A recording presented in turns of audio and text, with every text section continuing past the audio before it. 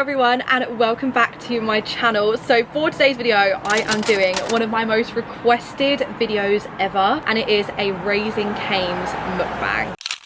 I'm actually currently sat outside of a Raising Cane's in Burbank in LA, so sorry if you can hear the traffic. I was going to film it inside but there's music playing and obviously I don't want to get copyright, so I'm just sat outside on my own. Honestly, I'm about to have the time of my life. TikTok has hyped up Raising Cane's to like an insane level, and it's because this cup here is filled with sauce. I don't know what sauce it is, I don't know what it tastes like, but this is full to the brim with sauce. And then I've got a Coke Zero, and then I've got just a 3-piece meal. So I've got 3 pieces of chicken, you get the Texas toast, which I'm really excited to try, and the chips. And I'm pretty sure in one of my previous videos I tried Slim Chickens, which is like the UK's version of Raising Cane's. So I'm excited to see how it compares. I have been watching Raising Cane mukbang on TikTok for literally the longest time. Like, it doesn't even feel real that I'm about to do this, so I thought I would do a full video doing a mukbang. And I also asked you guys on Instagram for some questions that I can answer whilst I'm eating, so I hope you enjoy. If you do, please smash a huge thumbs up, and other than that, let's get started.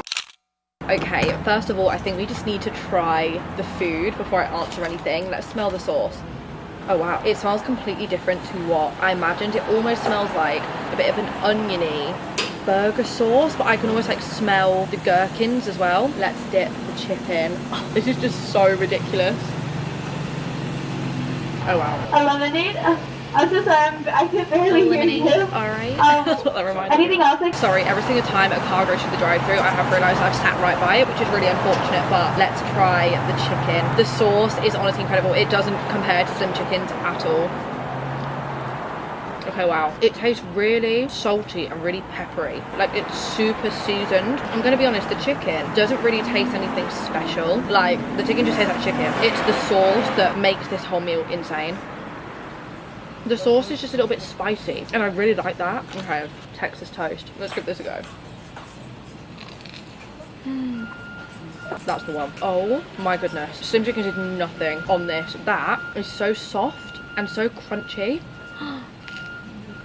This is honestly made my year. This sounds so dramatic, but oh my god. What is nice about it is it tastes really different to any fast food that I've really had before. Like, the sauce is so original, which is so nice, because I've tried so many fast food items and everyone takes at me because I'm always like, this is the best thing I've ever had in my life, but this genuinely is such a completely different taste to anything I've had in the UK, any other like burger or chicken sauce, and the fact that you get it in a cup is just so extra, and I love it. So now let's eat the food and answer some questions. A few of you said, what is your most embarrassing date story? And I've got such an embarrassing one. So I actually, also by the way, sorry, I'm gonna be eating whilst I'm doing this. I need to eat this food whilst I'm talking. I actually got hit by a car on a first date, and it was the worst experience of my whole entire life. This guy as well, to make it 10 times worse, had travelled to come and see me, so he was staying over at my house that night, and I literally got hit by an Uber as we were walking home. It didn't like hit me and like knock me over, but it hit me enough to like jolt me because I was in heels, and I was so embarrassed. And like, bless his heart, like, he was so lovely about it. He still messaged me that, like,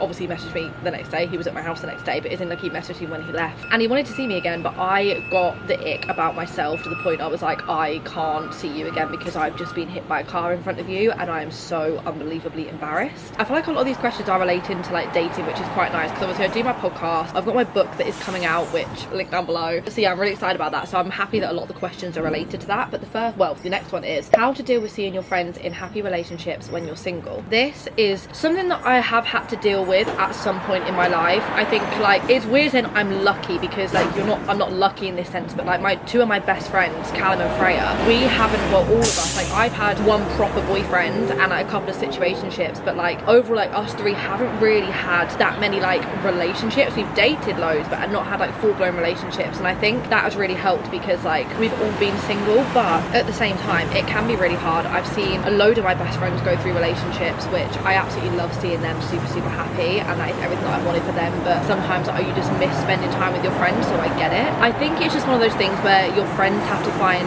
balance. Like, when you're in a relationship, you have to have that balance of seeing your friends and and seeing your boyfriend or your girlfriend, and it's nothing on you if your friend is spending all their time with their boyfriend. It is just annoyingly like their decision. Thank you for such a link and thank you, Caines. We're gonna get this. What's the order I'm gonna eat? I think just speak to your friends about it and let them know how you're feeling. Like if you are feeling left out or you are feeling upset, and of course they're your friends, they're gonna listen to you. I think if I was in that situation, that is what I would do, because like I said, like, I've had a boyfriend before and I've been in situationships, but I haven't had like a long-term boyfriend over like years and years and years, so I really rely on like spending time with my friends. So yeah, 100% just speak to them, speak it out and be honest, and because they're your friends, of course they will listen. Are you nervous about your book release? I am very nervous actually, and I don't really know why. I think it's because the book is so personal, what is in it, and I'm really scared for some people to read some parts of it, because there's a lot of stories in there that I've never told, and there's a lot of stories in there that are very nerve-wracking for me to put out, but I think it was so important because like writing this book was like therapy for me. And it's because like a lot of people were confused, like why are you bringing out a relationship book, like why is it called relationship status? I don't think people realise that relationship status can also mean single. Just because it's called relationship status doesn't mean you have to be in a relationship to be able to write a relationship book. I've experienced so much in the dating world that I've never shared on here, that is all in this book, and that is why I'm so excited for people to see it and for people to read it and see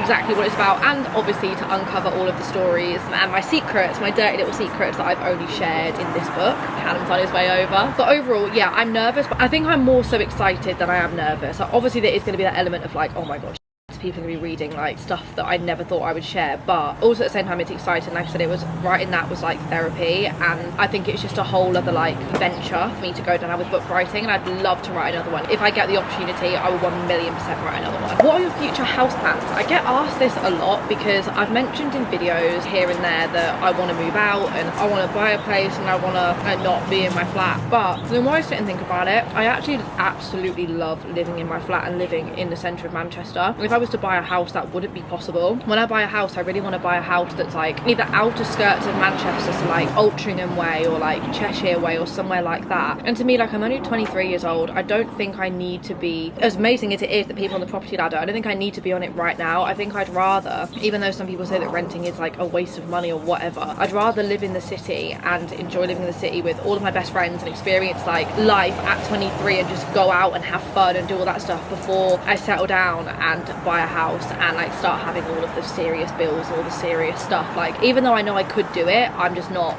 ready to do that. So I do have like future house plans. I know exactly what I want to do, but I just don't think I'm going to do it as soon as I thought I was going to do it. In my head, I think I was thinking I was going to do it around now, and obviously that has not happened at all. Instead, I'm sat in LA eating chicken outside at 10 AM in the morning. But I kind of think that's the fun of life. Like, I kind of prefer to be doing that. Do you know what I mean? Lots of people were asking, because I think I addressed it in one video a very long time ago, how are things with the guy that you were seeing back in January? That ended pretty quickly, to be honest. I was seeing someone for about 6-7 weeks at the beginning of the year, and it ended off of my own choice. I feel like I have a habit doing that. I get very scared as soon as I start to like someone, and I think it's just easier for me to be like, no, stay away, I'm going to protect my own feelings, which I need to get better at, which is also in the book, to be honest. I've wrote a lot about that. But yeah, I'm not actually seeing anybody right now. I'm back on Hinge, which again, I have a love-hate relationship with that dating app. Like, I've had success on it before, so I know it's a good app, and I know people who have like met people on Hinge and they've been with them for years. I got married and everything like that, but I just don't know for me this time. I really don't know. Like I said, I'm on it and I'm on Raya as well, but I just don't really expect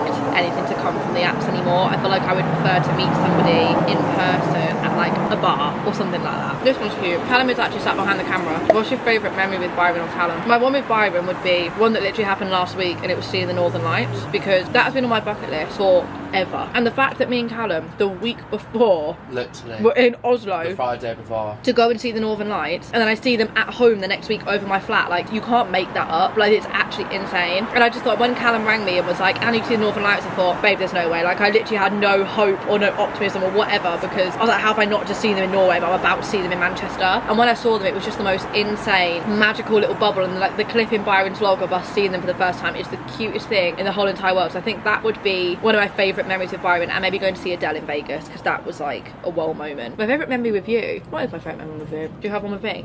think I've got a lot of favourite memories with you, Anne. Yeah, me too, but I don't know what one's like my number one favourite. I think now it's ranting into LA. Yeah, actually, yeah, weird how my favourite memories of Byron and Callum are literally happening the last week. But yeah, landing into LA and watching Callum's like face the first time we landed in and seeing like the hills and stuff as we were flying in, that was really magical. Like, I really, really, really enjoyed that. I feel like we're gonna have like an unreal. I feel like we're gonna. Oh, you've got one. We went to Disney.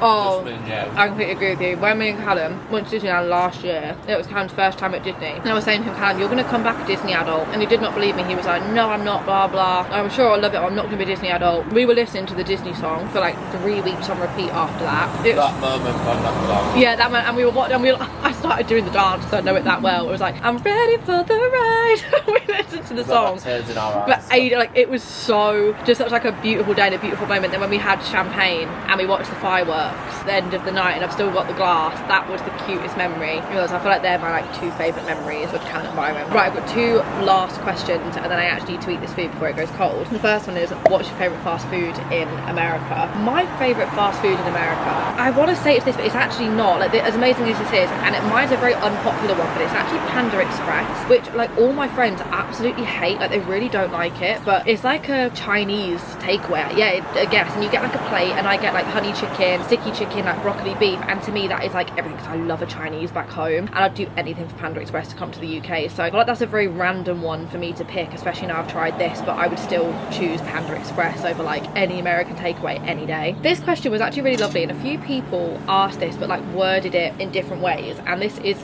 not me saying I'm successful, but a few people said like, why do you think you have been so successful in the YouTube scene? And I just thought that was a lovely compliment, but also like quite a good question for me to answer. But I want to eat some of this first.